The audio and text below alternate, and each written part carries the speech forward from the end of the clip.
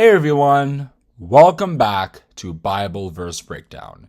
In today's video, the verse that I am going to be breaking down is Romans chapter 1 verse 16, where Apostle Paul said, "For I am not ashamed of the gospel of Christ, for it is the power of God unto salvation to everyone that believeth, to the Jew first, and also to the Greek." Let's begin by talking about what it means to not be ashamed of the gospel of Christ.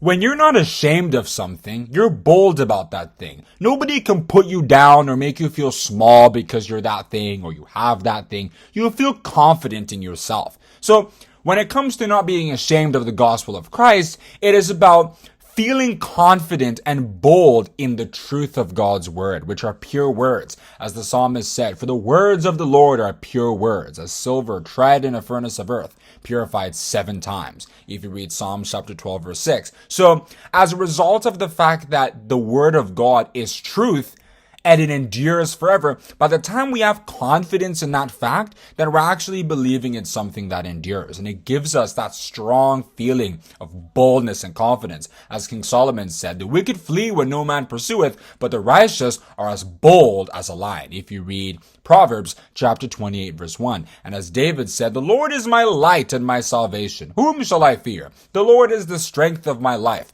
Of whom shall I be afraid? When the wicked, even mine enemies and my foes, came upon me to eat up my flesh, they stumbled and fell. Though an host should encamp against me, my heart shall not fear. Though war should rise against me, in this will I be confident." See also Psalm 3 verse 6. A typical example of what I'm talking about is the story of David and Goliath. You see, many of the Israelite soldiers at that time were decked in armor, yet they feared Goliath greatly. They couldn't dare stand near his presence because they felt that Goliath would cut them off in an instant. But David, girded with no such armor, was as bold as anything, and confidently approached Goliath and told him, "Thou comest to me with a sword, and with a spear, and with a shield. But I come to thee in the name of the Lord of hosts, the God of the armies of Israel, whom thou hast defied. This day will the Lord deliver thee into mine hand, and I will smite thee and take thine head from thee. And I will give the carcasses of the hosts of the Philistines this day unto the fowls of the air, and to the wild beasts of the earth, that all the earth may know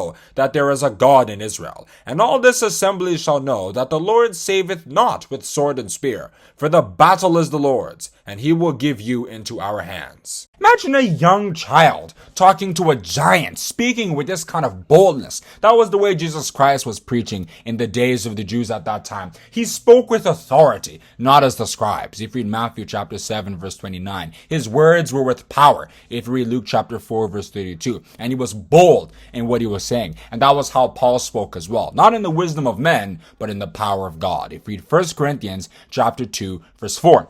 He wasn't like Peter the Apostle, who at a certain time when Jews were come, he refused to eat with the Gentiles. In other words, he refused to actually apply the gospel of Christ at that time because he feared what those Jews would do when they see him eating with Gentiles when that wasn't their tradition. And Paul rebuked him for doing that. If you read Galatians chapter 2, verses 11 to 14, because he was ashamed of the gospel of Christ at that instance.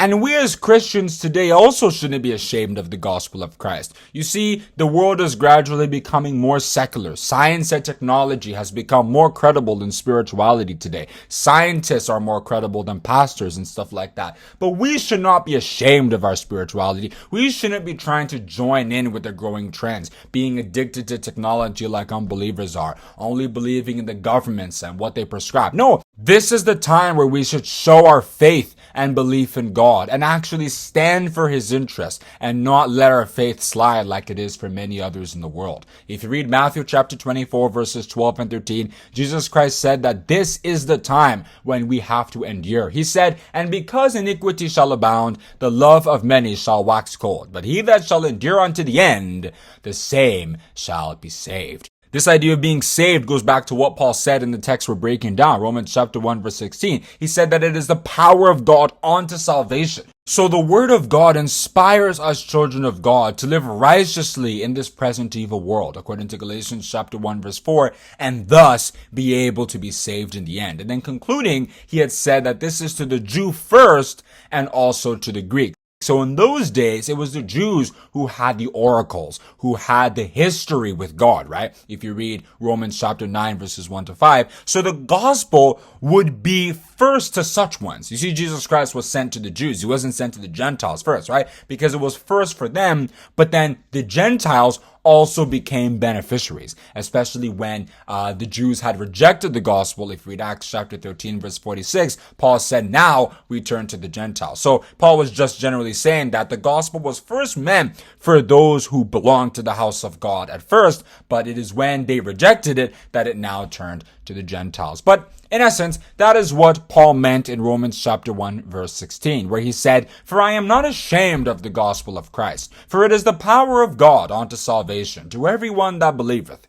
to the Jew first, and also to the Greek.